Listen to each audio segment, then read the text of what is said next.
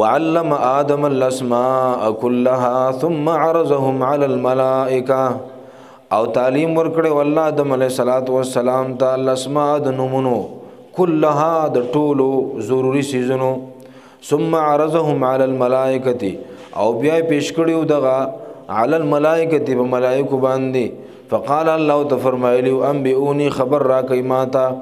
باسماء هؤلاء پنمونو د دې سيزونو ان کنتم صادقین گچریه تاسو رښتینی وعلم آدم الاسماء كلها ثم عرضهم على الملائکه د دې تعلیم نه مراد فطری تعلیم دی چې الله آدم علیه السلام ته ورکړو الله آدم علیه السلام ته د ضروري سيزونو نمونه ته الله خودري دغه تعلیم ورکړو علماء دلته دا خبرم لیکلې ده چې الله آدم علیه السلام ته فضیلت په ملائکه باندې ثابتې او داغه د پاره د علم د لارې انتخاب کړي یعنی په دې کې اشاره ده فضیلت د علم ته ځکه الله د علم په وجبانی د آدم علیه السلام غرواله په ملائکه باندې ثابت کو چې آدم علیه السلام له علم ورکو چې هغه علم د فرشتو سره نو د ملائکه سره نو د علم د لارې نه الله آدم علیه السلام په ملائکه فرشتو باندې غرق كلها د ټولو نه مراد څه دي ټول سيزون نمونه وته خودل نو جوابونه علماء ډیر کړي دي خو یو محقق جواب هغه ده چې یو نبی ته یا یو بادشاه او حاکم ته چې د کوم علم ضرورتي هغه علم ول الله تعالی ور کړو او بعضو په دام ویلي چې صفات الاشیاء و خواصه د سيزونو نمونه ته الله تعالی خودلی او دغه پیدې متخودلې وي علامه علوسی دی اولنۍ خبره له ترجیح ور کړې ده او به فرمایلی دي چې والحق عندي زما بنسبانه خود دې غوړه تفسیر ده ما عليه اهل الله کم تفسیر چې الله والا وکړي ده او هغه ده چې هو الذي يقتضيه منصب الخلافه الذي علمت د دین مراد د هغه خبر علم دی چې د خلافت منصب د کوم خبرو د علم تقاضا کوي یعنی یو خلیفہ یو بادشاہ یو پیغمبر چې د کوم خبرو علم ته محتاج دی هغه علم الله تعالی ورکړو آدم علیه السلام ته یعنی مخکې الله فرمایل کنه چې خلیفہ ته جوړو ما اس قال ربک للملائکه انی جاعل فی الارض خلیفہ نو خلیفہ چې کوم علم ته محتاج دی هغه علم الله آدم علیه السلام له ورکړو د دینه که څوک دا مطلب لري چې کله د هر څه علم ورکړو نو آدم علی السلام په غیب باندې پوهیدو نو پیغمبر علی السلام خود آدم علی السلام نو مرتبه اوچته ده نو هغه په طریقه اولا په علم غیب باندې پوهیږي نو دا غلط استدلال دی که څوک هم کوي نو غلطه کوي ګوره قرآن هغه تشریح او تفسیر معتبري کوم چې پیغمبر علی السلام کړی د قرآن هغه تشریح معتبري د مفسرین یو قاعده ده چې القرآن يفسر بعضه بعضا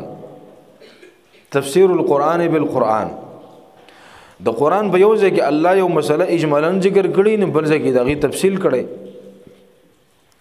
او دویم د تفسیر القرآن بالاحاديث الصحيحه په صحیح احادیث باندې د پیغمبر علیه الصلاۃ د الله د کلام تفسیر او تشریح کول دریم تفسیر د قرآن دی به اقوال الصحابه د صحابه په اقوال باندې او بیا پس ور پسې په صحابه پسې تابعین او اقوال دي نو دا کم تفسیر چې داخله کوي کنه چې د کله نه مراد ټول علم دی نو آدم علی السلام له الله علم غیب ور کړو او د پیغمبر علی السلام مرتبه خداغه نه اوچته ده نو هغه په طریقه اولا باندې ور کړی دی نو لہذا پیغمبر علی السلام عالم الغیب دی دا معنا نه څوک د پیغمبر علی السلام نه ثابتول شي نه د قرآن د بلایت نه ثابتول شي نه د صحابو نه تابعین نه دا د قرآن تحریف ته تحریف قرآن را نه ولدي د ځان نه د قرآن معنا کول دي ګور علماء لیکلي دي دا کله چې ده کله کلمه دا په دوه قسمه معنی ده یو ته کل استغراقی عرفي ویل کی او بل ته کل استغراقی حقیقی ویل کی دلته چې دا کم کلها کې کلو ده کنه دته استغراقی عرفي وي حقيقي وته نه وي یعنی په یو عرف او رواج کې چې کلها ست ویل کېږي نو اقع علم ته مراد ده. په یو عرف او رواج کې چې کلها ست ویل کېږي نو اقع علم ته مراد ده. ګوره لکه حدیث کې دا راغلی دي. حدیث کې راځي چې آدم علیه السلام الله کله پیدا کو نو داغه د شان الله د آدم علیه السلام ټول بچی ورويستل. ټول بچی آدم علیه السلام ته او خودل چې دا بستاد قیامت پورې ستا بچی او ستا نسل وي. نو د آدم علیه السلام په بچو کې د یو بچی د تندې د پړقېده. نو الله ته تاسو کو چې دا ته پیژنې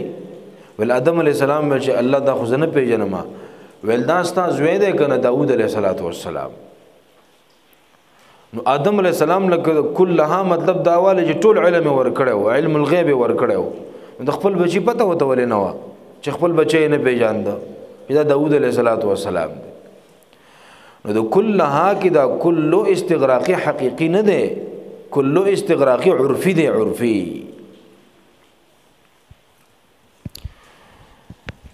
او بل کم خلق چې دا خبره کوي چې دینه د پیغمبر علیه الصلاۃ والسلام د پاره علم غیب ثابتېږي. نو په دې مشکات شریف کې یو حدیث دی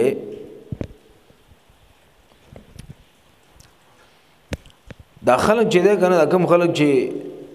ګناه د قران نه ثابتې او یا بدعت ثابتې او یا غلط عقیده ثابتې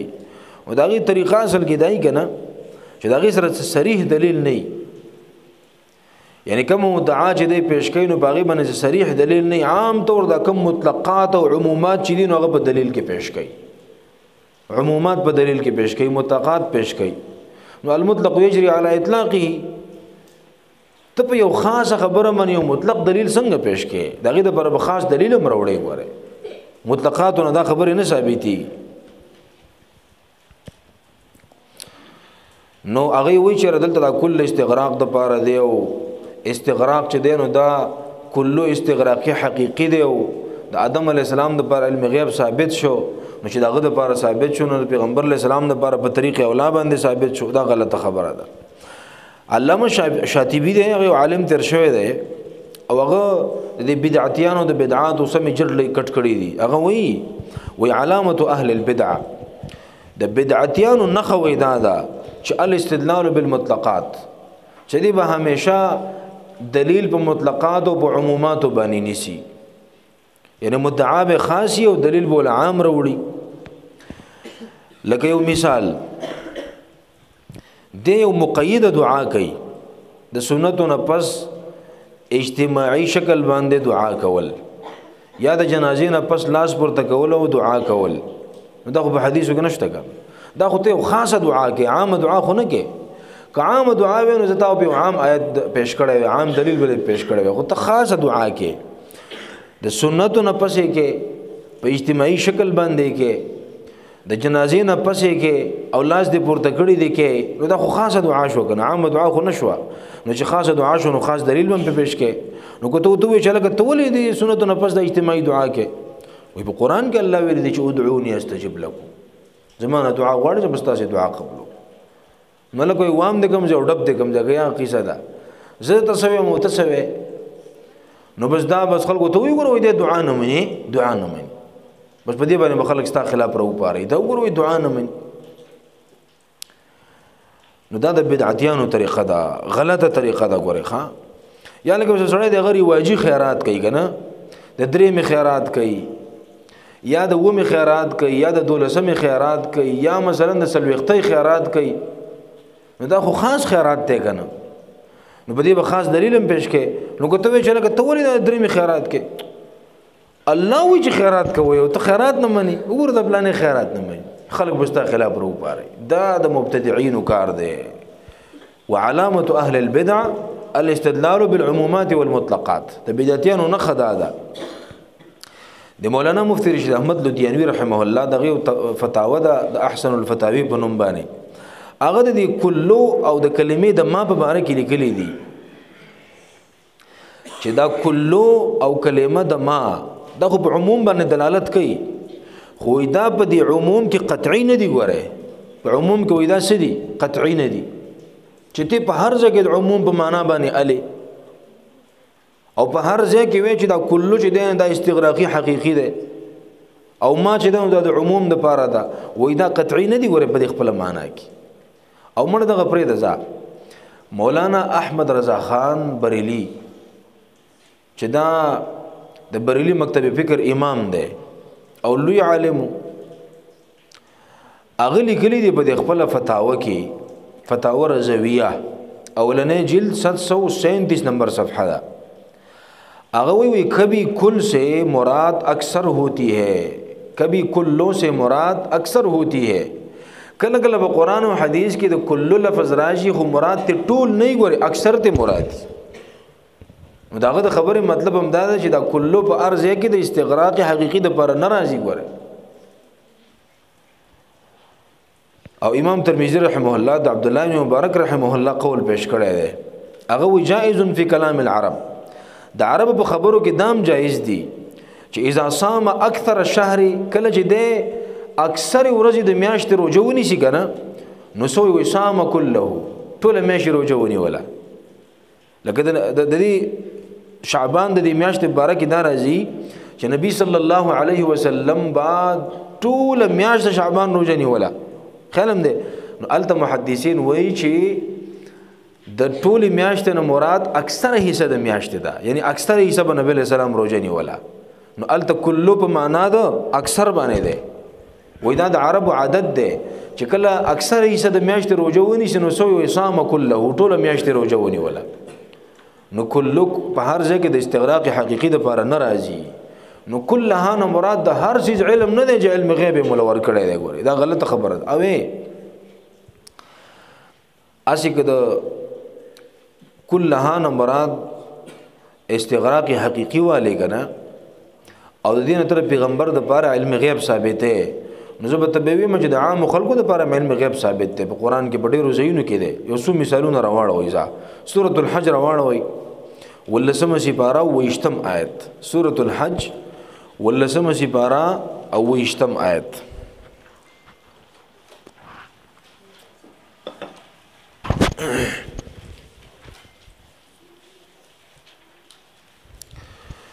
الله فرمایي چې واذن فی الناس بالحج یاتوک رجالا وعلى كل ضامر یاتین من كل فج عمیق ابراهیم علیہ السلام ته الله فرمایي چې واذن فی الناس یو اعلان وکړه په خلکو کې بالحج د حج کولو چې حج لراشي یاتوک رجالا راضی بتا تا رجالا پیادا وعلى كل ضامر او په هر اوخ کمزوري باندې یاتین من كل فج عمیق راضی بده د هر لار لرینا واذن في الناس بالحج ابراهيم عليه السلام چې کله کعبه جوړ کړه نو د الله په حکم باندې د جبل ابي قبيس ته وخته ابو قبيس یو جبل له یو غر ده دي ته وخته او اعلان وکړه الله ته فرمایل چې زما رب ازخو به اعلان وکم خو زما د आवाज خود مر تیز نه ده نو الله تو فرمایل ته اعلان وکړو رسول په ما دي زبې خلکو ته ورسوم نو علماء لیکلي و د چا په نصیب کې چې حج او عمره وکنه نو اغه د ابراهيم عليه السلام په دې आवाज باندې لبیک ویلو دا مونږ چې لبیک ویو کنه لبیک مطلب دا دی چې الله حاضر ما لبیک اللهم لبیک لا شریک لك لبیک لبیک الله تا خو زه د خپل خلیل په جبه باندې را غوخته ما الله دعوت درا کړی دی نو لبیک الله زه حاضر ما الله ستا دعوت میں بسر سترګو باندې قبول لے الله ز حاضر یما لبیک لا شریک لک لبیک ان الحمد والنعمت لك والملك لا شریک لک دا لبیک چې کوم ذکر من کو کنه دا ډېر د محبت ذکر دی ګوره ډېر د مینې الفاظ دي دا د ابراهیم علی السلام د هغه دعوت جواب ورکول دی ګوره لبیک الله تا د خپل خلیل په جبه مال دعوت را کړو الله ستاسو د دعوت مې په سر سترګو باندې قبول لې الله زه حاضر یم او په دې کې به زمنن یو مسلم واوري دا تلبیه چې دا کنه دا ډېر زیات ضروری ده په حج کې مو په عمره کې صحابه کرام به چې حج لراتل د مدینې نه او یا به عمره لراتل نو دی حرم ته نږدې یو ځای دی مقام روحه ورته وایي. نو هلته به چې کله وایي صحابه راورسېدل نو دومره په تیز اواز باندې به تلبیه ویله که نه چې د اوازونه به ناستو، دومره په اوچت اواز به تلبیه ویله. او د مدینې نه واله د مکې پورې په دې ټوله لاره به تلبیه ویله، په ټوله لار. زمونږ خلک څه کوي؟ زمونږ خلکو ته ځان بدې ښکاري. ګوره سنت طریقه دا ده چې سړی به په اوچت اواز باندې تلبیه وایي، چې کوم وخت نه تا احرام وتړه که نه بس تلبیه شروع کړه. زنانه به په داسې اواز وایي چې په خپله یې اوري، بس سړی نور اواز ونه اوري، ځان په دمه دمه به وایي. خو په ټوله لار به تلبیه وایي. ګورې په ټوله لار، او دا معنا به ځان ته رایادوي، دا منظر به ځان ته رایادوي چې دا زه څه وایم. نو په جاز کې که ټول جاز ډکي که نه د حاجیانو نه، نو یو قسم په اوچت اواز باندې تلبیه نه وایي. عمرې والا په جاز کې 25 کسان ناست دي خو تلبیه به وانه اوري، بس دا موبایل یې راغوستی او ګوتې پکې چقی. بس دا هغه سنت دي چې موږ او تاسو پریښي دي. نو په دې سعودي عرب کې چې ته څه ځای په ځای سرکاري بسونه یي، څه د کپنو بسونه یي، څه د عربو چې پرایویټ بسونه نیولي، خلک پکې پرې عمرو لبی. نو او څه داسې چې هغه د حج او د عمرې کپنۍ ځای په ځای باندې، نو هغې خپل بسونه. نو ته چې په هغه بس کې عمرې له راځې که نه، نو ډرایور خواته یو کس یا کلنډر، هغه بس هغه خولې ته هغه مایک په ټوله لار نیولی، لبیک اللهم لبیک لبیک لا شریک لک لبیک، په داسې اواز لګي او ټول بس یې ورسره وایي، سم خوند کوي. نو کله کله ستړي شي لږ ساعت بس کې بیا شروع وکړي، بیا بس کې بیا شروع وکړي، په ټوله لار تلبیه وایي. نو دا سنت طریقه ده، په اوچت اواز باندې تلبیه ویل. او د مینا ته به چې صحابه راورسېدل نو دومره په اوچت اواز به وایي که نه، دا تکبیرات به دومره په اوچت اواز وایي چې حتی ترتج مینا تکبیرا، دا مینا به داسې وجړقېده، داسې په اوچت اواز به تکبیرات وایي صحابه، ګونج به و د دې اواز. نو زنانه بیا په پټ اواز وایي، ځکه مفتابهي قول دا دی چې د زنانه اواز د عورت دی. کله چې د فتنې خطرې او چې د فتنې خطر نه نو به اواز عورت نه دی. نو زنانه بیا په مدم اواز باندې وایي، صرف په خپله باندې اوري. نو الله فرمایي چې وعلى كل ضامر یاتی راځي به دا خلق تا رجالا پیاده، وعلى كل ضامر او په هر اوښ کمزوري باندې. نو بل د کلو لفظ راغلی که نه، نو د کلو نه که ته اوس استغراق حقیقي والی، نو دین مراد د دنیا ټولو خان شو. ولې خلک په ټولو خانو راځي، لکه په ټولو خانو راځي که نه، په هغه خانو باندې چې حاجیان استعمالوي، خو هغه خان مراد دي که نه. دلته هم د کلو نه مراد کلو استغراقي عرفي دی، یعنی هغه خان د مراد دي چې په کوم حاجیان استعمالوي د سورلۍ دپاره. او یا من کل فج عمیق، د هر لارې لرې نه. نو ګوره دلته که د کلو نه مراد کلو حقیقي والی، دنیا هر لار ته مراد ده بیا. نو خلک حاجیان په هره لار راځي که نه، هغه لار باندې چې حاجیان استعمالوي. نو داسې چې قرآن بیا ګوري که نه، نو په هر ځای کې به د کلو نه بیا دغه معنا لیو، بیا به معنا نشي جوړولی. په دې کې دا یاتوک رجالا لفظ راغی، نو ضمناً وصدام واورئ، ځکه چې وروسته بیا موږ سبق تیز ویو، دې ته به بیا نه وزګاري وو. پیاده حج کول دا غوره دي او که په سورلۍ د پاسه. نو بعضو خو دا ویلي چې پیاده حج کول دا غوره دي. وګوره په دې کې ډېر لوی مشقت دی، ډېر ګران کار دی پیاده حج کول. څوک طواف نشي کولی. زمونږ خلکو خو ټک چپلې په خپو کړي چې یو طواف وکړي نو د ګوتې پولې شي، او په تلو باندې تلی باندې پولې راوخي چې بیا څوک طواف هم نشي کولی. نو ټول حج پیاده کول داسې ګپ نه دی. ګورئ ښه، دا ډېر کلک بدن غواړي او ډېر غټه مجاهده غواړي. نو په دې وجه باندې دویم قول د علماو دا دی چې په سورلۍ باندې حج کول دا بهتر دی، ځکه چې نبی صلی الله علیه وسلم په سورلۍ باندې حج کړی و، او نبی علیہ السلام چې کوم کار کړی نو هغه غوره او بهتر دی. او اوس انسانان هم کمزوري دي، نو غوره خبره هم دا ده چې که سورلۍ چاته میلاویږي او حج کولی شي دا بهتر حج دی. دویم یو تایید هم راواړوئ، خیر دی چې دا مسله لږه واضحه شي، ځکه دا مسله اوس ډېره زیاته عامه ده. پلانې په غیب پوهېږي او پیغمبر په غیب پوهېږي او ولی په غیب پوهېږي. نو چې دا خبرې تاسو ته یاد دي. ښه، سورة النمل راواړوئ، 19 سپاره، سورة النمل او 23 نمبر آیت دی. سورة النمل 30 آیت. الله فرمایي چې انی وجدت امرأة تملكهم وأوتيت من كل شيء ولها عرش عظيم. هدهد ټول قصه وکړه، مولا چرګک بیان راوړی، رپورټ راوړی دی، انټيليجنس رپورټ راوړی وو. سوي انی وجدت امرأة بشکما مندل د یو خزا تملكهم چې مشریک ولد دی سبا والو چې بادشاہي کوي د سبا د خار، وأوتيت من كل شيء وأوتيت او ورکړی شوی دی هغې ته من كل شيء د هر ضروري څیز نه. نګوره د کلو نه مراد که دلته کلو استغراقي حقیقي شي نو بیا خو په کار دا وه چې بلقیس ته د سلیمان علیه السلام بچایي هم ورکړی شوی وی، ځکه سلیمان علیه السلام بچایي خو هم د هغې په وخت کې وه. نو که کلو نه مراد هر څه والی نو بیا خو د سلیمان علیه السلام بچایي هم په کار و چې د هغې په اختیار کې وی، خو نه د سلیمان علیه السلام بچایي د هغې په اختیار کې نه وه، بلکې هغه هم وروسته د سلیمان علیه السلام تابعداره شوه. نو د دې نه مراد د کلو نه مراد څه دی؟ دلته د یو ملکی او د یو ملک د باچن او د باچا چې ضرورت نو اقت مراد دی، یعنی چې په حکومت کې یو باچا څه ته محتاج نو هغه دې ته ورکړی شوي دي، الله ولا ټول وسایل او اسباب ورکړي دي، دغه ته مراد دی. بل یو مثال راوړی د سوره بقره 3 سپاره او 260 آیت دی، 260 3 سپاره او 260 آیت.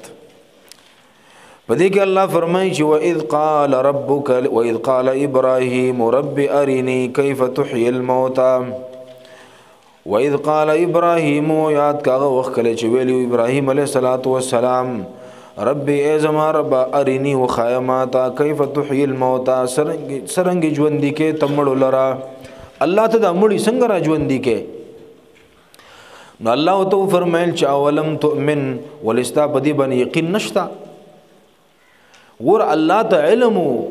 چې د ابراهیم علیه السلام ته مکمل یقین حاصل لې، په دې خبره یقین دی. خدای زمونږ د ناپوهه خلکو په شان ته د ناپوهه خلکو د پاره دا خبره کړې ده چې سماله او بیا چا ویلې چې د ابراهیم علیه السلام یقین نو ځکه دا تپوس کړی دی. نو زمونږ د ناپوهه د پوهه کولو د پاره الله دا خبره کړې ده، ګنې الله ته پته و چې د ابراهیم علیه السلام یقین دی. سی وته فرمایل اولم تؤمن ولستا په دې باندې یقین نشته دی سو. نو قال هغه تو فرمایل بلا ولنا الله ولکن ليطمئن قلبي، د دې د پاره د پوس کوم چې دا زړه مې نورم مطمئن شي، چې علم الیقین را ته حاصل شي. علم الیقین خو را ته حاصل نه خو چې به د خپل سترګو باندې وینما، به د خپل سترګو باندې وینما چې دا یقین مې نورم مضبوط شي. نو ابراهیم علیه السلام ته الله فرمایل چې بخذ 4 من الطير، نراونی سلور من الطير د مرغونا فسرهن الیکا، نو قیمه کو ذره ذره ک د ځان سره، ثم اجعل على كل جبل منهن جزءا، او بیا کې دوا على كل جبل په هر یو غربانی منهن د دیونا جزءا څه حصہ، او ثم ادعوهن بیا او تاواز وکياتینک سعيا راضی بتا ته په منډه باندې، وعلم ان الله عزيز حكيم، او په شي قنن الله تعالی زور او حکمت والا ذات دی. نو ګور دلته على كل جبل راغله ده کنه په هر غربانی کې دا، نو کلو په هغه معنا لې په کلو استغراقی حقیقی، نو دنیا هر غر ته مراد ده، دنیا هر غر. نو ابراهیم علیه السلام د دنیا په هر غر باندې چل کړو نه، د آل د خوا او شاګه چې کوم نږدې غرونو اقته مراد دي. نو بعضی مفسرین ویلي دي علامه لوسی وغیرہ هغه و چې دین مراد د علاقی غرونه دي، یا سلور غرونه یا پنځه یا و غرونه یا لس غرونه، داسې مختلف روایت دي پکې اقه غرونه ته مراد دي. نو دې مطلب دا شو چې دا کلو چې ده کنه دا کله کلو استغراقی عرفی راځي، یعنی په عرف او رواج کې چې کلو نو مراد کم سيزونه اقته مراد دي. نو کلها نو مراد څه شو؟ یو خلیفہ چې په خلافت کې او په بادشاہي کې مشرۍ کې کوم سيزونه ته محتاج دي، کوم علم ته محتاج دي، اق علم الله آدم علیه السلام لور کړو، علم غیب ته مراد نه دی. ګوره باران نورم ډېر شي مثالونه دي خو نه وي، او ځکه چې ټیم کم دی او د جمعې ورځم ده او باران موري. الله فرمایي چې وعلم آدم الاسماء كلها، تعلیم ورکړي والله آدم علیه السلام ته الاسماء د نومونو كلها د ټولو ضروري سيزونو، یعنی فطري تعلیم ولا ورکړو. ثم عرضهم على الملائکه او به پیش کړو علی الملائکه په ملائکه باندې فقال فرمایلی والله انبئوني خبر را کوي ماتا باسماء هؤلاء باسماء هؤلاء پنومونو دي سيزونو چې دا څه سيزونه دي د دې څه پیدي دي او دا د څه د پاره دي انبئوني باسماء هؤلاء ان كنتم صادقين کچریه تاسو رښتونی نو باز خلک دا اشکال کوي کنه چې پیغمبر علی السلام ځکه عالم الغیب دی چې هغه تعارض الاعمال په باندې کیږي لکه حدیث کې دا راځي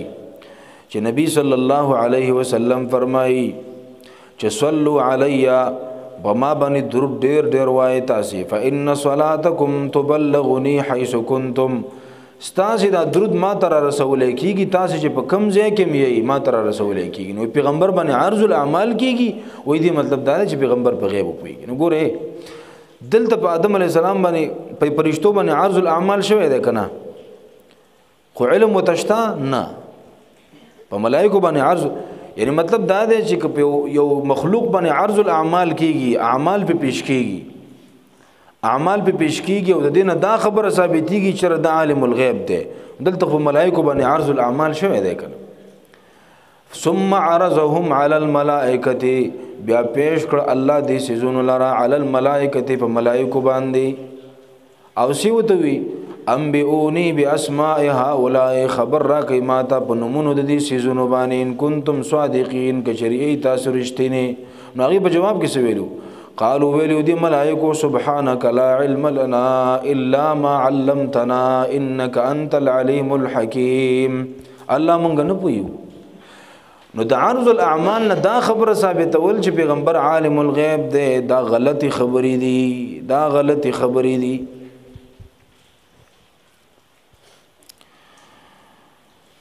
نو انبئوني خبر را کوي ماته باسماء هؤلاء په نومونو د دې سيزونو باندې ان کنتم صادقين کچریه تاسو رښتونی نو قالو فرمایلیو د ملائکو سبحانك پاکی د الله تعالی را سبحانك تنزيها لك عن ان يعلم الغيب احد سواك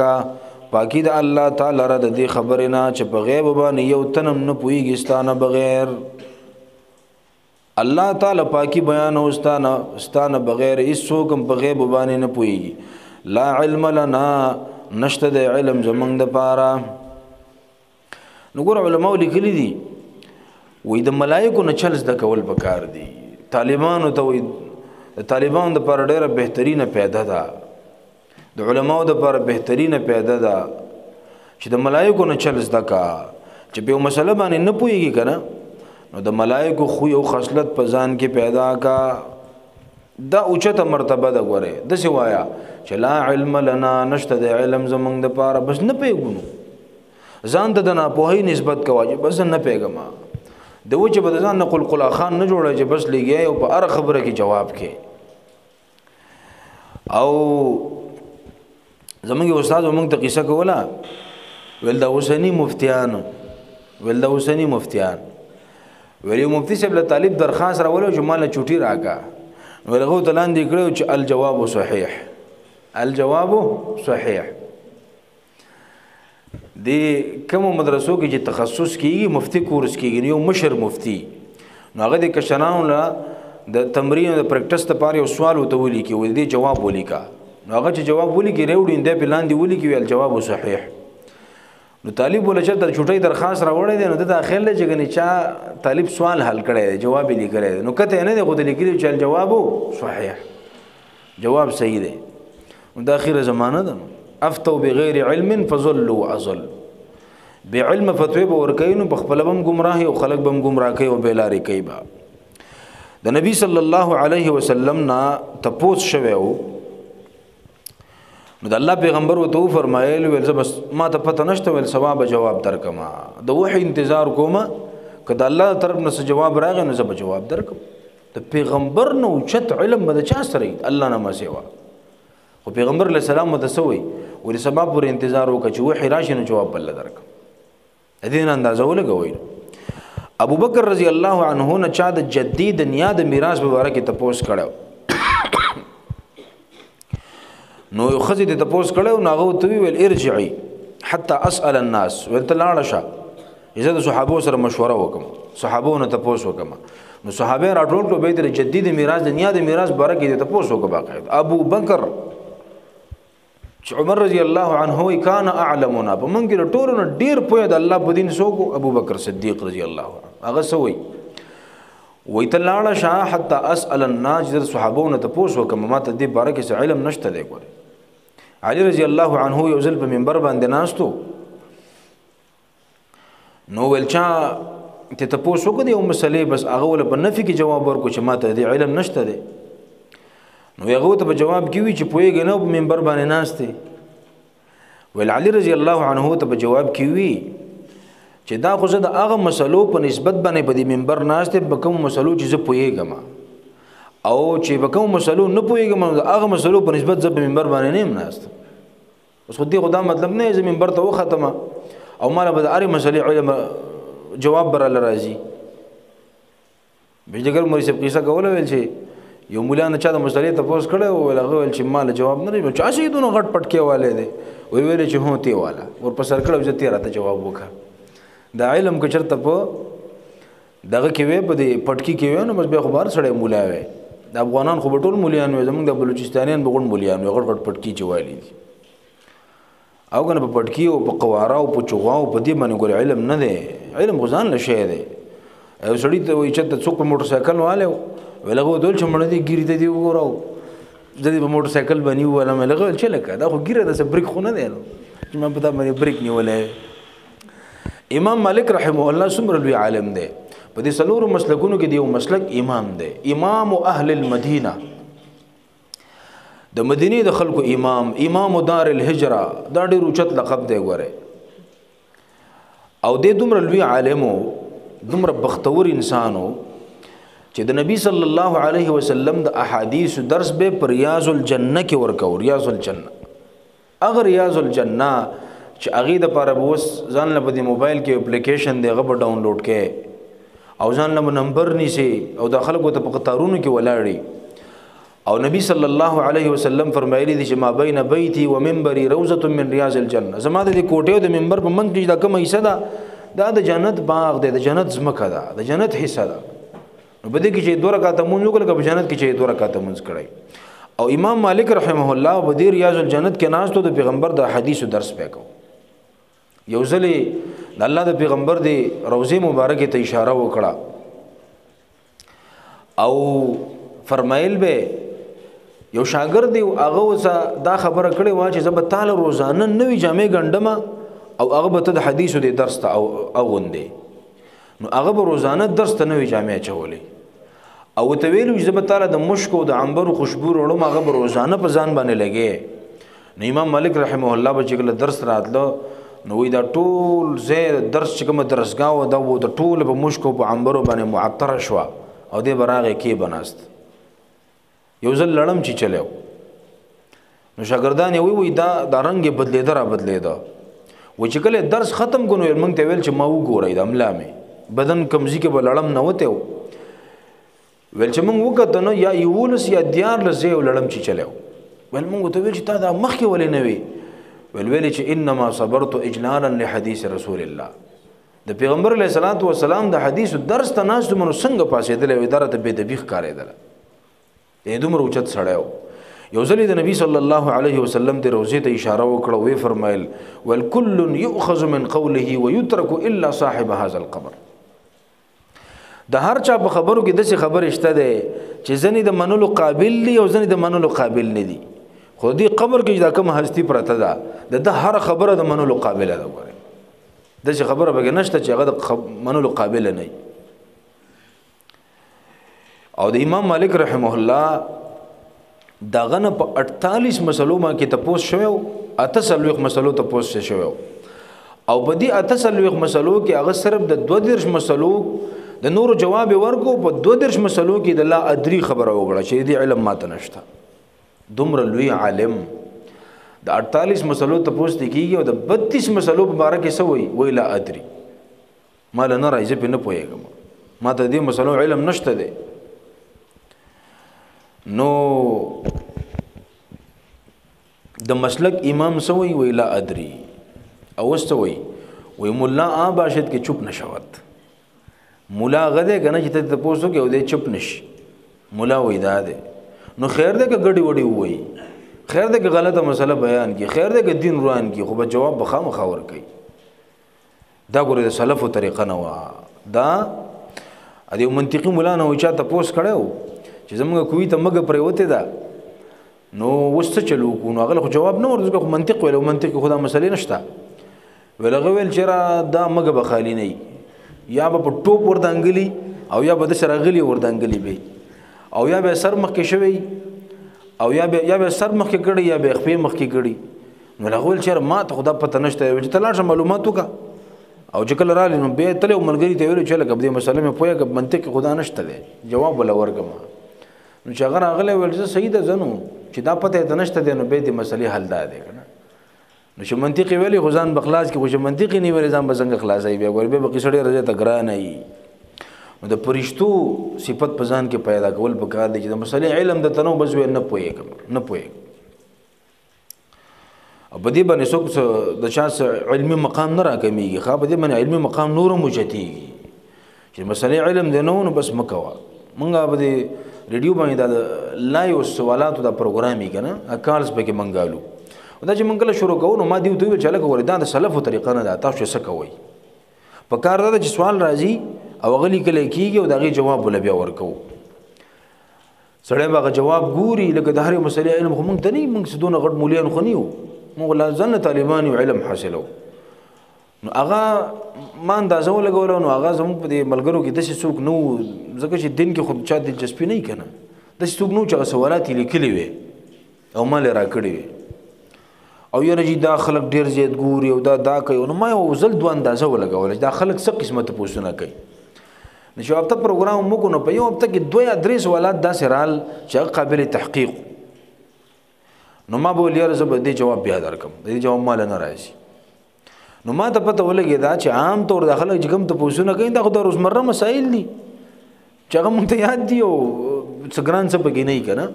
نو به مو ته اعلان وکړو ګور مال د میراث د مسلو ته پوښتنه نه کوي ځکه د میراث مسلې د ډایرکټ جواب ته نشور کولای دویم دا چې د رضاعت د مسلو ته پوښتنه نه کوي ځکه د رضاعت د مسلې دي چې به د ډایرکټ چاله جواب نشور کولای او دریم نمبر دا چې خوبونو ته پوښتنه کوي ځکه خوب هم سوچ غواړي ډایرکټ چاله جواب نشور کولای اجازه کوم روزمره مسائل دي نو بل یو زموږ ملګری دغه پروګرام شروع کړو په ریډیو باندې نو هغه ماته یو څل پنځو مسلو جواب غلط ور کړو نو مال خل یو مراتب ول د مسلې جواب د څور کو بل مراتب نو ما ته لکه مرزما ځان مسموا ما ول ما وتلا رشید کړی د خلک به پوي کړی د خپل اوریدونکو خو مال تا خو نه دی پوي کړی ډایرکټ جواب څنګه ورکې زمونږ د شیخ نور احمدین صاحب راځي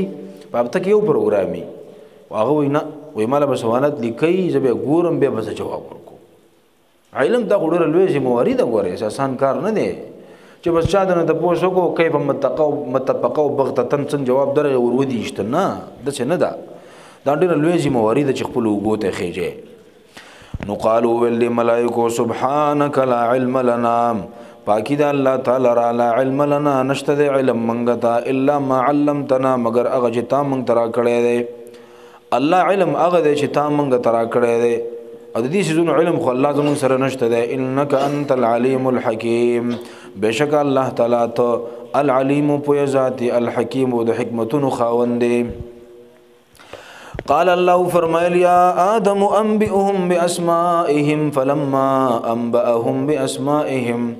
قالوا فرمایل الله یا آدم اے آدم علیہ السلام انبئهم باسمائهم خبر ورک دیوتا باسمائهم پنمونو دی سيزونو باندې فلما انبأهم نو هر کله چې خبرداري ورکو خبر ورک آدم علیہ الصلوۃ والسلام دیوتا باسمائهم پنمونو دا سيزونو نو قال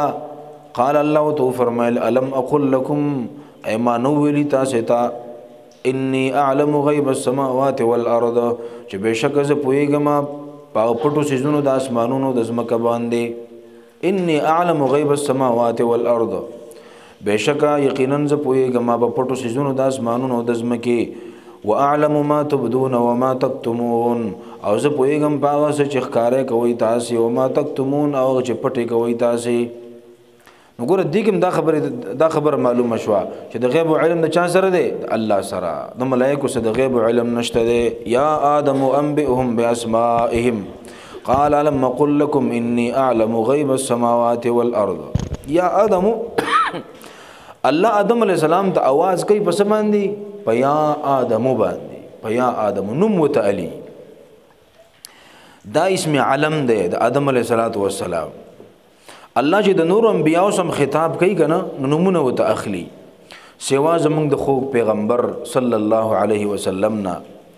پیغمبر علیہ السلام ته الله ډایرک نوم نه لګوره صفاتونه بیانوي په صفاتونه باندې وته आवाज کوي.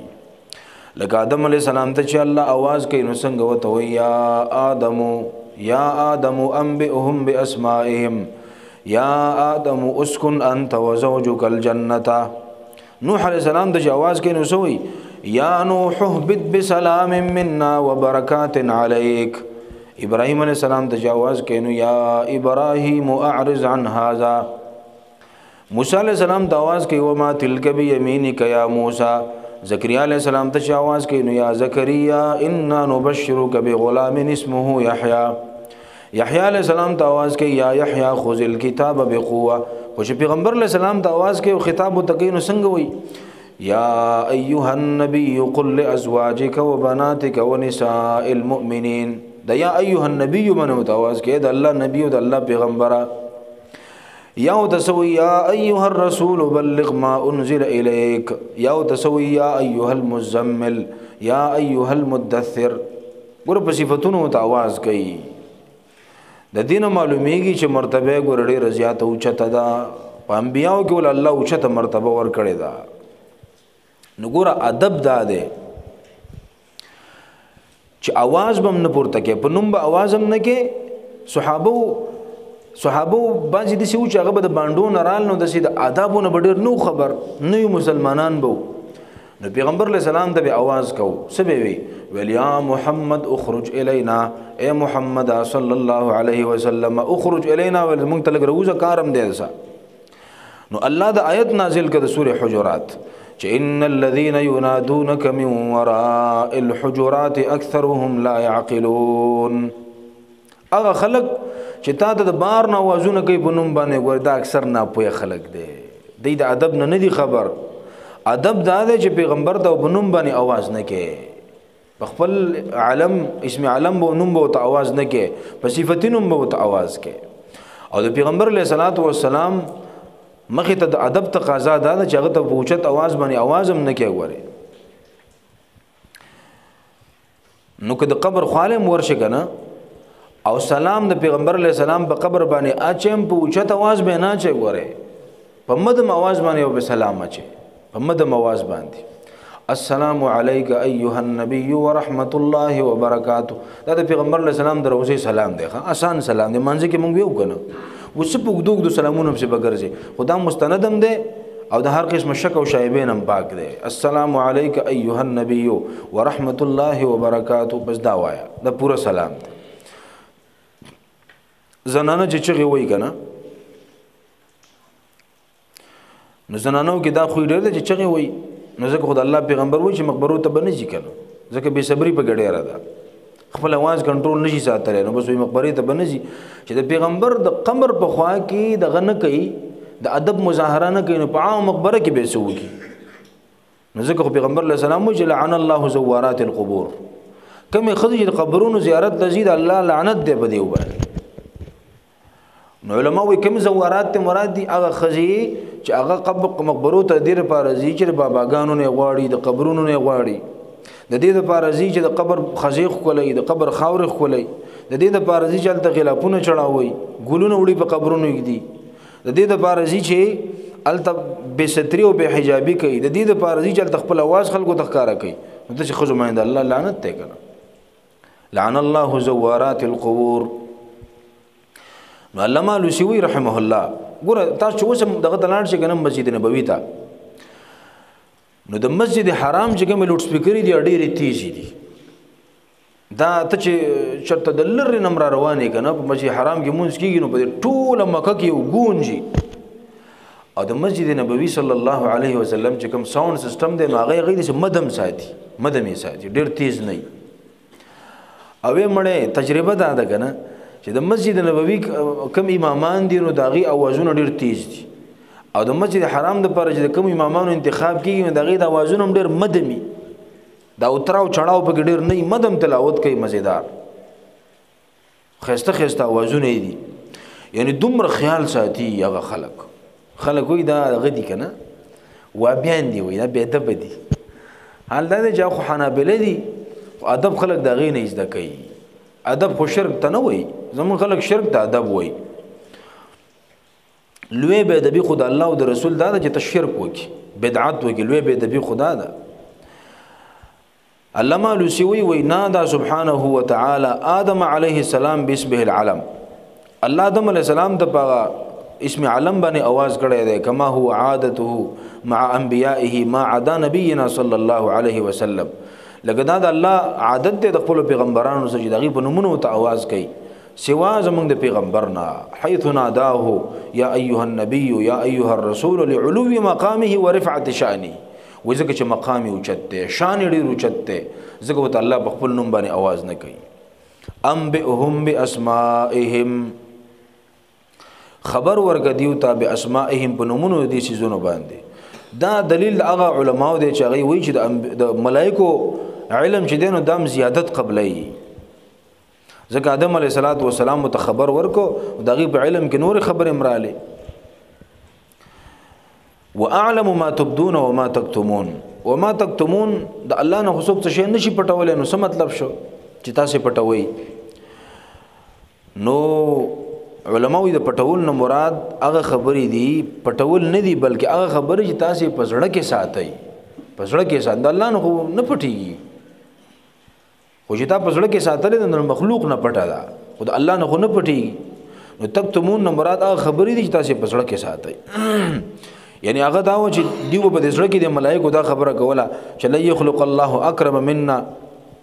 الله به زمونږ عزتمن مخلوق بل پیدا نه کی ځکه موږ د الله بندگی کوو د الله نه فرمانی نه کوو نو الله تو فرمایل چې انی جاعل فی الارض خلیفہ زبردستی خلیفہ پیدا کوم چې دغه په اولاد کې به دومره چت خلکی چې هغه بس تاسو نه په مرتبه کې اوچتی ګوره نو قال الله تو فرمایل چې یا آدم اے آدم انبئهم خبر ورک دیو تا به اسماءهم په نومونو دي سيزونو باندې فلما انبئهم نو هر کله چې خبر ورک آدم علیه السلام دی ملائکه تابع اسماءهم په نومونو دغه سيزونو باندې نو قال الله تو فرمایل الم اقل لكم ايمانو ویلی تاسو ته انی اعلم چې بشک از په جنم او ز پویګم غیب السماوات والارض په پټو سيزونو د اسمانونو د زمکه باندې واعلم او پویګم ما په غسبان دي تبدونا چې تاسو پسړه کې ساتي او ما تبدونا چې تاسو ښکارا کوي او ما او په غسبان دي کنتم تکتمون چې تاسو پسړه کې ساتلې د زړه په خبرو باندې الله عز عالم ما دا ارسمه تخکار دي وَإِذْ قُلْنَا لِلْمَلَائِكَةِ اسْجُدُوا لِآدَمَ فَسَجَدُوا إِلَّا إِبْلِيسَ او یاد کا غوخ قلنا چې ویلو منګا للملائکه ملائکه تا اسجدوا سجده وکي لآدم آدم علیہ الصلوۃ والسلام تا فسجدوا نو سجده وکړه او سجده کړي و دیو الا ابلیس مگر ابلیس نو کړي ابا انکار کړي واستكبر او تکبر لوی کړي وا وکانه من الکافرین او د کافرانو نام وَإِذْ قُلْنَا لِلْمَلَائِكَةِ اسْجُدُوا لِآدَمَ فَسَجَدُوا إِلَّا إِبْلِيسَ الله ملائکه ته حکم وکړو ولتا سي آدم علیہ السلام ته سجده وکړي نو ټولو سجده وکړه او ابلیس پکې سجده ونه کړه د سجدي په کیفیت کې علماء اختلاف کړي سره د دینا چې په دې خبره د مفسرینو اتفاق دی چې دا سجده د عبادت و دا د سجده د عبادت و د عبادت سجده نه و یعنی اختلاف پکې بیا علماء کړي دي سره د دینه چې علماء دا کوم سجده چې ته ملائکه کړي دا او ابلیس نه دا کړي دا د عبادت سجده نه و بلکې تعظیم سجده و آدم علیہ السلام نوالا الی یومنا هذا د دینه نه ورځې پورې د علماء عقیده د ټول امت د ټول مخکنو امتونو د شریعتونو د اتفاقی مسله ده چې کچا د عبادت سجده مخلوق ته وکړه نو د الله سره شرک وکړو د الله سره شریک جوړ کو زګه د عبادت سجده دا صرف د الله حق دی بل چاته نشي کولای او جمهور علما وی الله ملائکه ته فرمایل چې تاسو د تندې پزمکه باندې کېدای لکه څنګه چې موږ د تندې پزمکه باندې کېدو کنه د قشن د تندې پزمکه کېدای د صد بار د آدم علیه السلام د تعظیم د پاره داغه د عزت او د فضیلت د پاره چې هغه ته عزت ملاوش نو دغه سجده مراد د څنګه سجده چې منګه کو خو زمنګ د عبادت سجده او هغه ته الله وی چې تاسو د تندې د قشان پزمکه کېده او تعظیم د پاره کېده او باج علماء خدا ویلي دي چې آدم علی السلام ول الله په منزله د قبله باندې جوړ کو او توی فرمایل چې ما ته سجده وکي خدا آدم علیہ السلام طرف تمخ کئی یعنی مقصود د سجده بدای چې تاسو الله ته سجده وکي هو قبله بم سي آدم علیہ السلام لکه څنګه چې موږ اوس کعبه ته سجده کوو کنه خو سجده مقصود زمونږ سي موږ الله ته سجده کوو خو په طرف د کعبه باندې کوو نو دغه سي الله ولدا د څه وګرځاو په منزله د کعبه او نور سجده چې ونه هغه الله ته وا وې دا د سجده وا او دریم قول علماء دا ده چې دا د معتاده سجده نه وا لکه چې مونږ عام طور کو بلکې دینه مراد عاجزی او تابعداري ده عاجزی او تابعداري ته مراد ده او به د دې په تناظر کې علماء دام لیکلي دي چې سجده اصل کې په دوه قسمه باندې ده یو سجده د عبادت ده او بل سجده د تعظیم ده دا د عبادت چې کوم سجده ده دا په ټولو آسماني دینونو کتابونو کې بل چاته کول دا کفر ده دا صرف د الله په ذات پورې خاص ده د دین علاوه د تعظیم چې دا کوم سجده ده چې ستا بزړه کې د چا تعظیم وي او داغه مرتبه او مقام او تاغه ته سجده وکي خود عبادت په نیت نه چې د عبادت کوم صرف داغه تعظیم او عزت ته مقصدی نو دا کبیره ګناه ده ګوره اگر چې په مخکنو شریعتونو کې جایز وا خو زمونږ په دین او شریعت کې دا کبیره ګناه ده لوی ګناه ده نو آدم علیه السلام ته چې کوم سجده شو نو دا تعظیم سجده وا یا چې یوسف علیه السلام ته د غورونو کوم سجده کړي وکنه خروا له سجدا نو هغه د تعظیم سجده وا نو تعظیم سجده په مخکنو امتونو کې جایز او په دې امت کې دا لوی ګناه ده بنکه یو حدیث کې دا راغلی دی چې معاذ ابن جبل رضی الله عنه شام ته تلو او چې کله راغی نو نبی له سلام ته یو خبر وکړه چې د الله پیغمبر ما په شام کې وکتل چې خلکو بخپل عالمانو مشرانو ته سجده کولې نو فانت یا رسول الله د الله پیغمبر ته احق ان اسجد لك ته ډیر حقدار چې ته سجده وکم نبی له صلوات و سلام منک ولنا او به وته فرمایل چې لو كنت امرا بشرا ان يسجد لبشر کچره ما انسان ته حکم کولای چې ته چاته سجده وکا یعنی بل انسان ته سجده وکا دا جایز وي چرتا نو ما بس چل کړه وي لامرت المرأه ان تسجد لزوجها ما بخځه ته حکم کړه وي چې خپل خاوند ته سجده وکا ځکه چې د خځه او د خاوند یو ډیر عجیب تعلق دی او د خاون په خپل خزه باندې ډېر حقونه دي نو په دې وجه باندې د الله پیغمبر وایي چې په انسانانو کې د یو سجده بل ته جایز وي نو ما به خزه حکم کړی چې خاون ته سجده وکړه خو چونکه جایز نه ده نو دی وجه نه ما ته هم نه کوي چاته هم نه کوي نو دا سم خدا غ تعظیم سجده وی کنه د عبادت سجده خو نه وي خو پیغمبر علیه السلام صحابه منکړ او دا حدیث چا نقل کړی دا عام حدیث هم نه دی دا حدیث شلو صحابه نقل کړی دی شلو صحابه او تاسو د مصطلح الحديث وګورئ طالبانو نو قاعده او قانون علماء دا لیکلی دی چې کوم حدیث لس صحابه نقل کیږي نه لس صحابه نه نقل شي دې ته حدیث متواتر وایي يتسوي حدیث متواتر. او دا حدیث متواتر په مضبوطوالي کې داسې دی او داسې قطعي دی لکه څنګه چې د قران یو آیت قطعي داسې قطعي دی. نو چې بیا د شلو صحابانو یو حدیث نقلی نو ډبل طاقت دی ګوره ښا. نو آدم علی السلام ته چې کومه تعظیم سجده شو یا یوسف علی السلام ته کومه سجده تعظیم شو نو دا په حدیث متواتر سره صدا منسوخ شوی دا سجده څوک نشي کولای. چا ته بخپو باندې پرې وتل لکه ډیر خلک داسې دی د ناپوهۍ په وجه باندې مور او پلار ته بخپو کې پرې وزیستا تعظیم د وجه سجده وته نه کوي تعظیم نه کوي. وګورئ دا لوی ګناه ده بخپو کې پرې وتل چاته دا لوی ګناه ده دا به څوک نه کوي. دا سر ټټول چې دي نو دام ناجایز دي ګوره. نو ما یو کس ته وی چې نبی علیہ السلام د انحناء نه منع فرمایي. د انحناء د زړه سره چې رکوع کې راکته شي داسي راټیټېدل ته انحناء وای. نو دین حدیث کې من راغل نو هغه ما ته سوي هغه ما ته وی دا خزي چې دا جارو وي او راکته کیږي دا خزي چې په کور کې جارو وي او راکته کیږي یا مثلا چپل رالی راکته کیږي. نو ما وته مال ته عجیب خبرې کې ما ګورا خزه جارو وي او راکته کیږي یا په چپلو پسې راکته کیږي یا په لوټه یا بل څه پسې راکته کیږي یا خود ضرورت ته وجه راکته کیږي. تعظیم خو نه دی چا د تعظیمن راکته کېدل دا جایز نه دی دا جایز نه دی.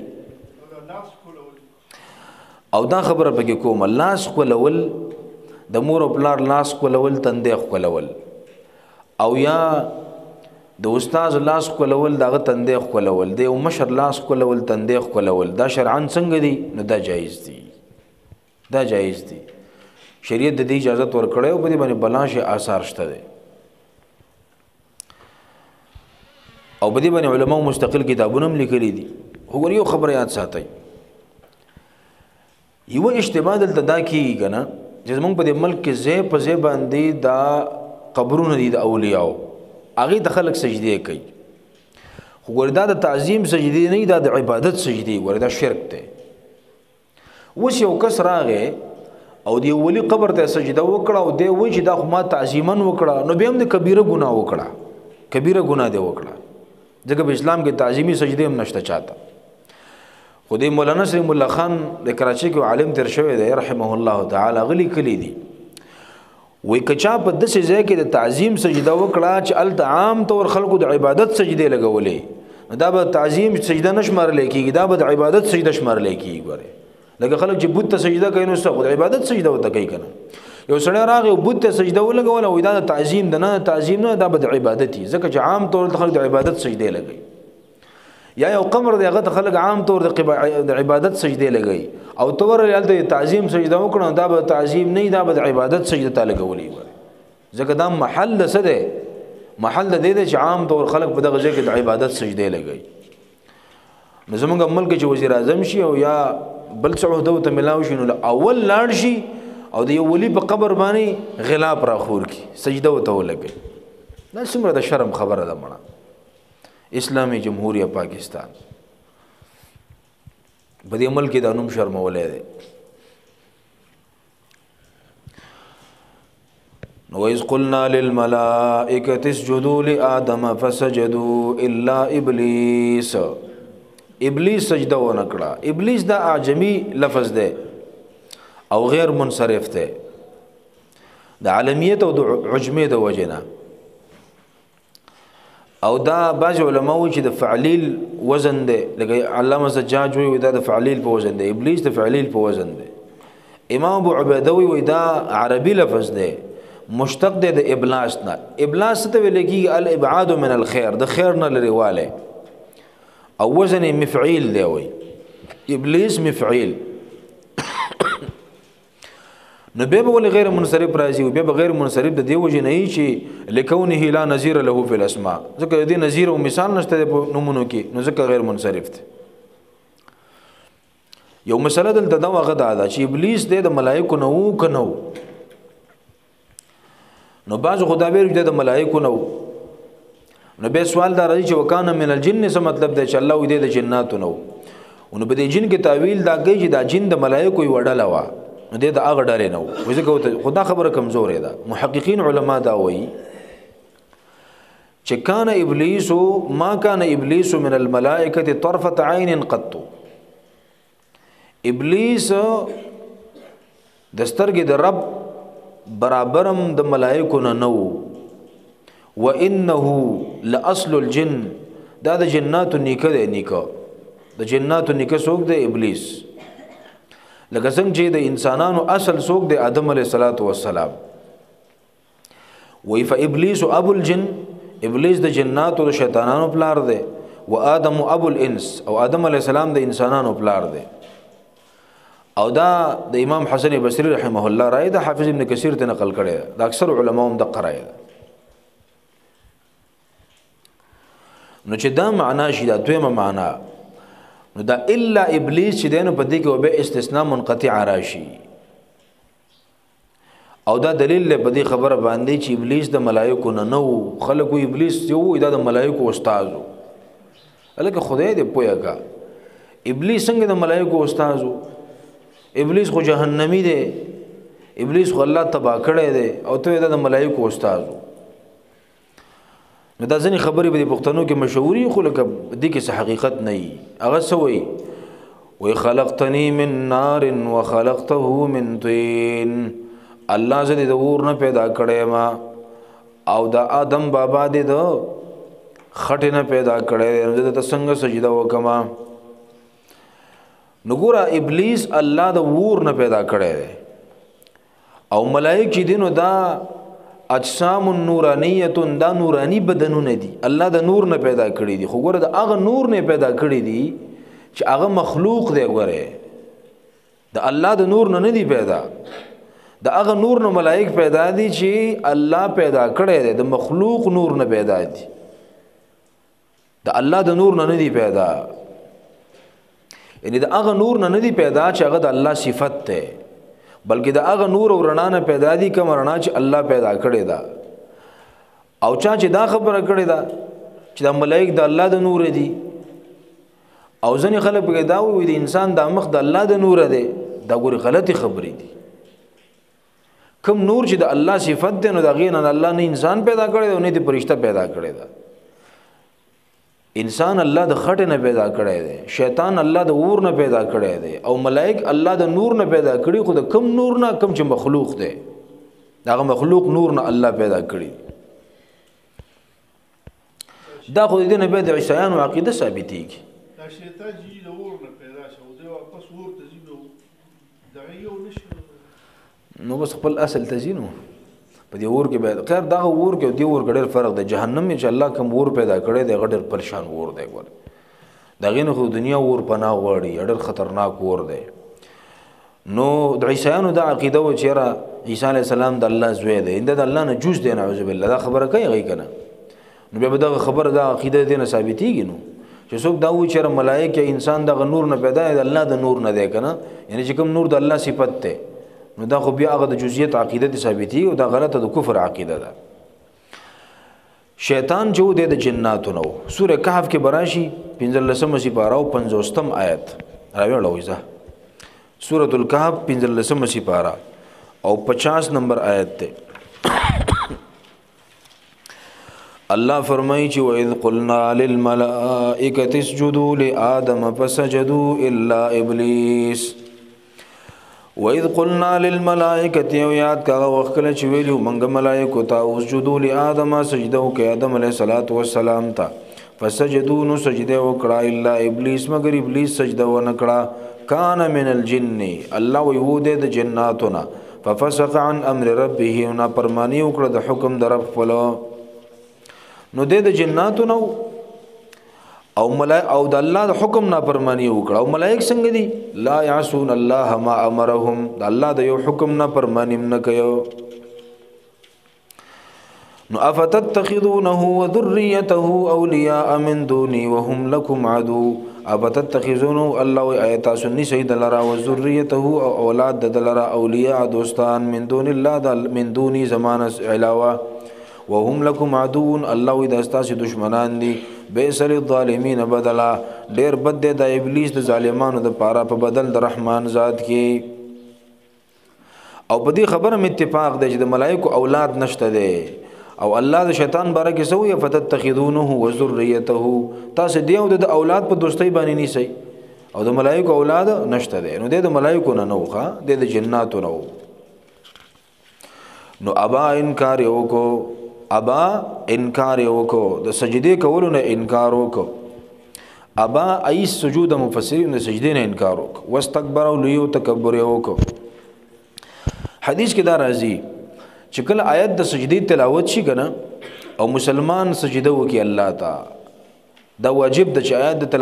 آیت د سجدي دی واورد نو سجده کول به واجب دي. نو شیطان اعتزل الشیطان یبکی شیطان په ډډ شي او طرف ته شي او جاړي او سوي ویا ویله په یو روایت کې دا دي چې یا ویلی ای مال تبعی او بربادی دا. عمر ابن آدم بالسجود د آدم علی السلام بچی ته د سجده حکم وشو په سجده هغه الله ته سجده وکړه فله الجنه دل الله جنت ورکي. و امرت بالسجود او ما تم د سجده حکم شوو فابيت ما انکار کړو فلی النار نو زب ور تزما نو پدی باندې جاړي پدی باندې ير کوي او جاړي ولاړي. ګوره کله کله دا شي کنه چې انسان په خپل بيدینۍ باندې جاړي هغه ته بهم د توبې توفیق نه ملاويږي. دا ګوره ډېر د خطرې خبره ده چې په خپل ګناه جاړي خو بیا هم توبه نه وباسي. نو شیطان به خپل ګناه جاړي خو بیا هم توبه نه وباسي توبې توفیق ته نه ملاوي. دا ډېره د خطرې او خطرناک خبره ده. د عمر رضی الله عنه په زمانه کې یو بادشاہ مسلمان شوی نو هغه چې کله راغی نو د کعبې نه طواف کوو نو د په دې لنګ کې د یو د احرام په دې صادر کې د یو غریب مسلمان خپون خطلا نو دته یو توده سپېړه وېسته په طواف کې. عمر رضی الله عنه ته چې کله خبر لاړې نو دې روخته ویل کې دې سړی ماپ کړي نو بس زما طرف نه ماپې حکومت په نه کړي نو ګور سپېړه ته ځان تیار کا واپس بدنه سپېړه وباسي. نو خو عمر نو بس د چې دا سوچو کو چې خاص خو لکه بادشاہ مو زمانه بوسي غریب سړی سپېړه وباسي بزیسته و تختید واپس مرتد شو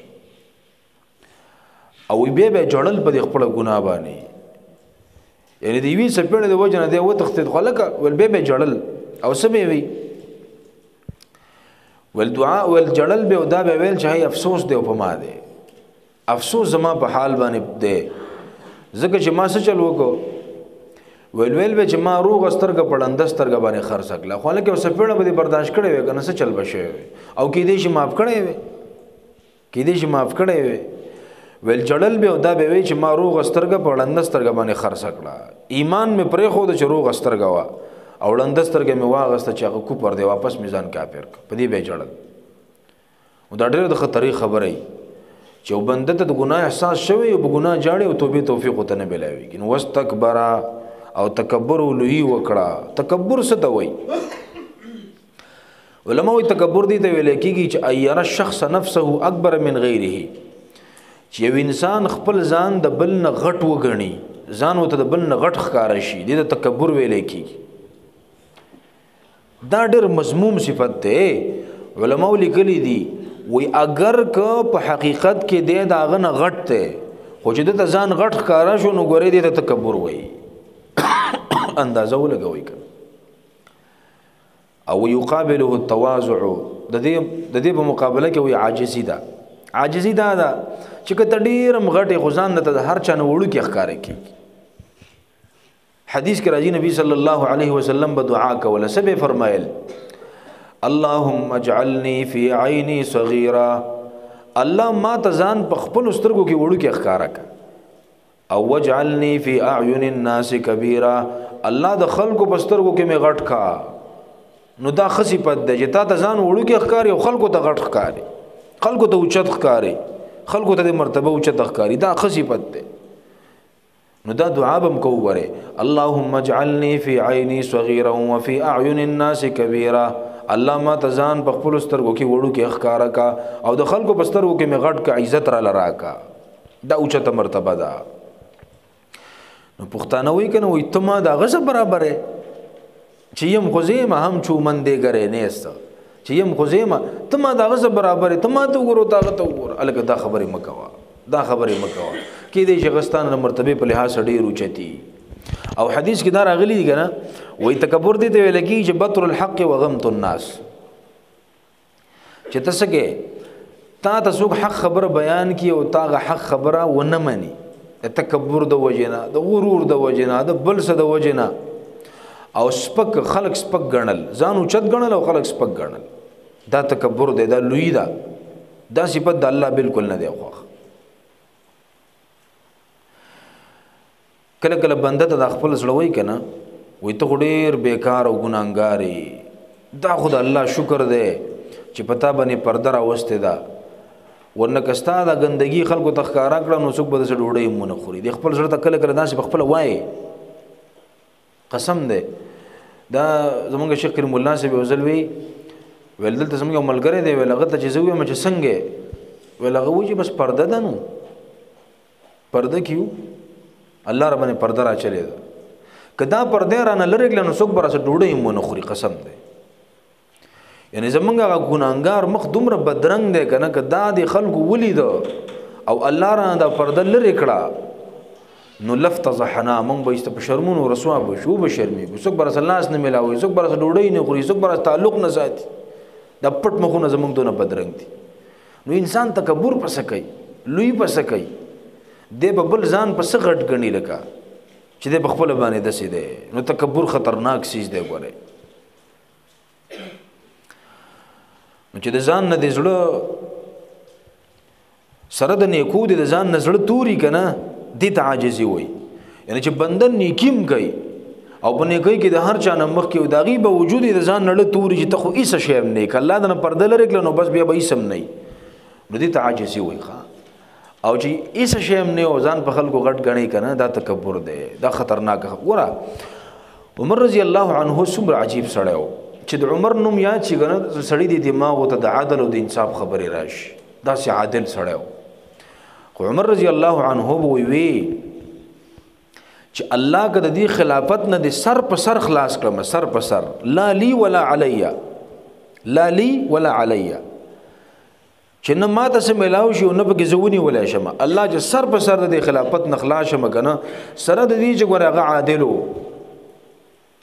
الله چې د خلافت نه سر په سر خلاص شم دا به زما لوی کامیابی دا بچاوي دا به عمر بن الخطاب رضی الله عنه فرمایل نو علماء دا لیکلي دي کنه وې د مآل او د مستقبل په اعتبار سره بتا ته ځان به د کافر نه مخته غني غوړي د مآل په اعتبار سره یعنی دا امکان خوشته دی کنه چې د سړي خاتمه خراب شي خصم دم مسلمان دی او خاتمه خراب شو نو خو د کافر په شان لاړې کنه جهنم ته پریوت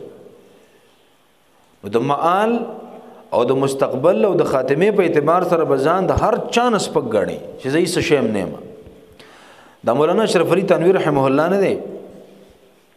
ویغه بکله کله په درس کې وی چې زد مآل او د خاتمه په اعتبار سره ځان د سپي او د خنزیر نم کته غړم ولی وی وجب ویلا چې کچري زما خاتمه سم شو خو زه خیر البریه ما اولئک هم خیر البریه او خاتمه مې برا خراب شو نه الله را شر البریه ویلې نو شر البریه خو د خنزیر نم کته یا د سپي نم کته دي کم از کم حساب کتاب خو نشته کنه نو چې خاتمه مې خراب شو نو خو د سپي نو خنزیر نه کته لاړم یعنی دومره فکر وکړي مسلمان د خپل خاتمه د مولانا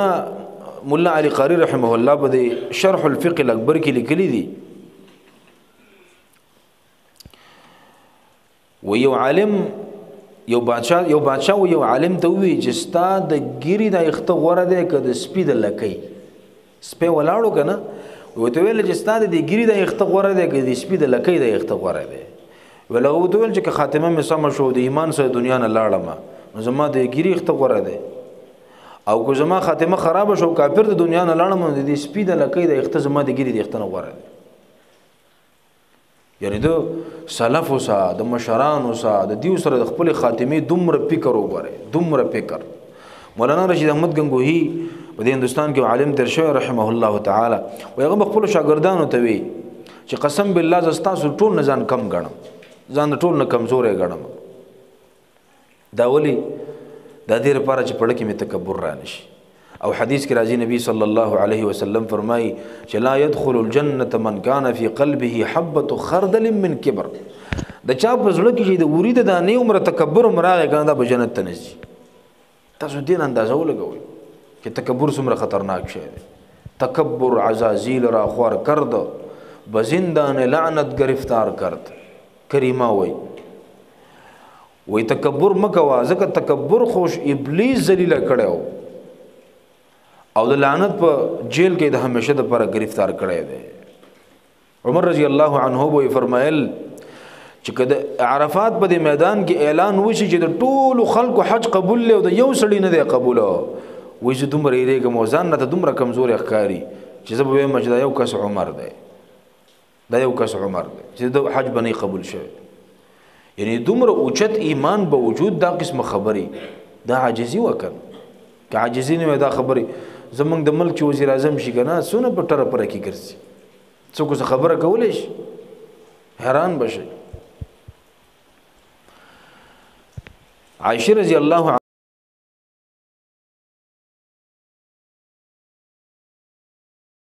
قرآن د دې آیت څه مطلب دی چې ومنهم ظالم لنفسه ومنهم سابق بالخيرات. د دې نه مراد څوک دي؟ ویل چې ومنهم ظالم لنفسه نه مراد منګو ځان یادو صحابه یادول. اگر چې د علماو د امت اتفاق دی چې صحابه پچا کیو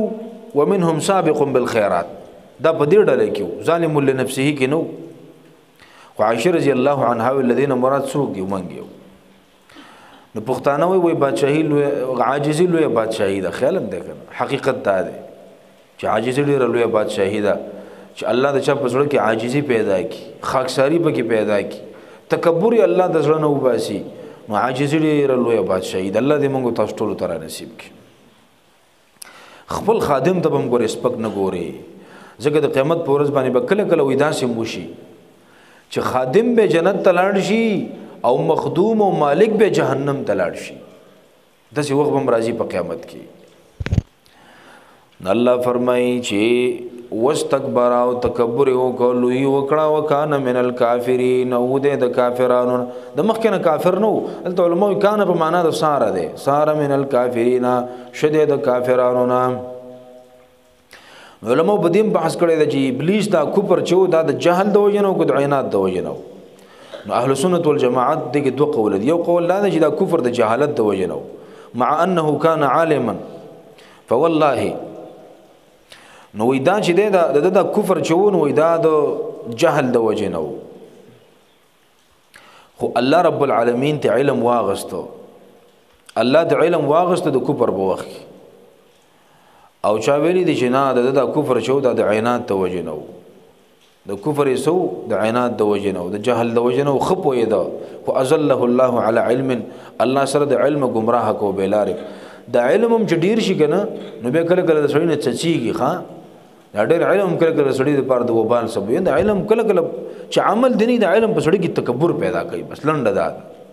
او چې په علم د عمل ونه چې څومره علم سیوا کیږي هغه به عاجزي سیوا کیږي بس چې عاجزي په شا کې ډېر ونه پوه شي چې هر د کې علم شته دی د علم باندې عمل کړی دی او چې عاجزي پکې نه و لوی پکې و تکبر پکې او په هر خبره باندې پرشیده نو پوه شو چې سړی په نقصان کې دی. الله دې موږ ټول تکبر نه وساتي. نو وکانه من الکافرین او شدید کافرانو نام وقلنا یا آدم اسکن انت بس کو کنه نور وایو جمعه ورځ د تاسو تیار کوئ بس بگوزی سبحانك اللهم وبحمدك تکبر عزازیل را خوار کرد بزندان لعنت گرفتار کرد.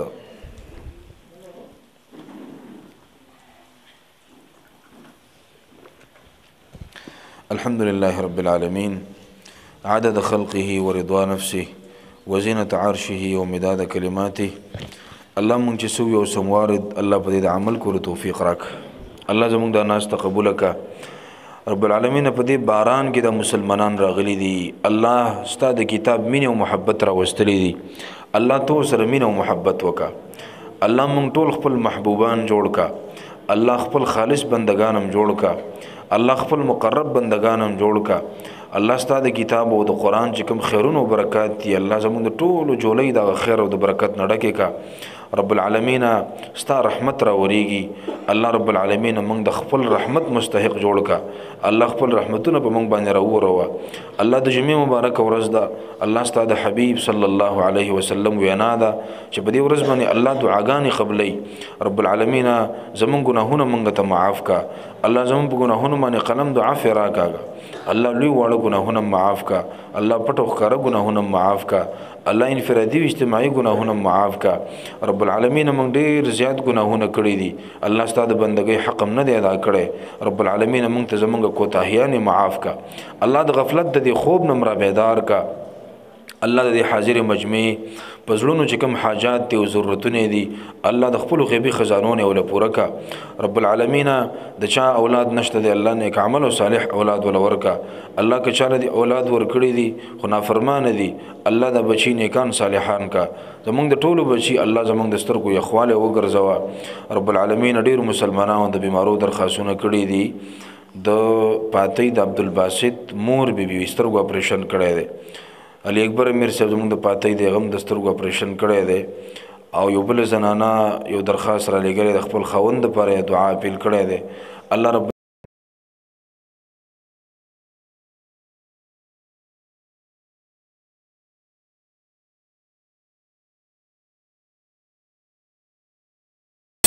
الله شفا کامله عاجله او نصیب کا الله رب العالمین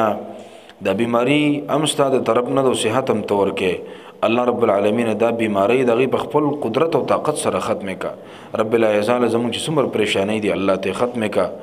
یا زمونږ رب او زمونږ الله د جمعې مبارک ورځ ده الله زموږ ټول حاجتونه د خپل غیبی خزانو نه پوره کا الله د فلسطین